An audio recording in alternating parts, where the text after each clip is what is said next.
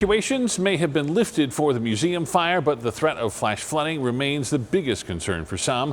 A meeting talking about the potential impacts of flooding near Flagstaff just getting underway. Yeah, the fire has grown to 1,900 acres. It's about 12% contained right now. All new tonight, our Nicole Valdez behind the fire lines tonight, getting our first look at the destruction.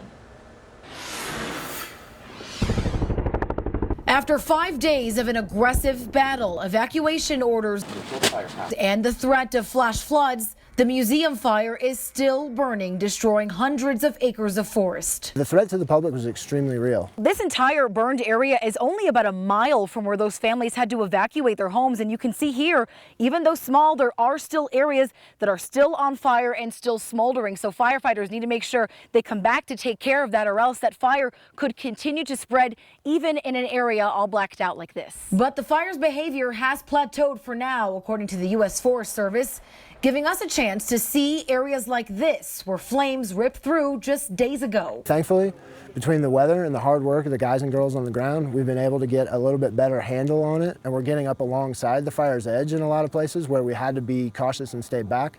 Officials say so far the fight against the museum fires cost $3.2 million, but Well, this fire is far from out. even though it hasn't grown too much since Monday morning, the Forest Service worries incoming weather might change that. It could kind of be back off to the races. And once the fire's totally out, it's on to the next step, restoration. Officials calling in special teams to assess the damage and find ways to help recuperate what was lost. In Flagstaff, Nicole Valdez, ABC 15, Arizona.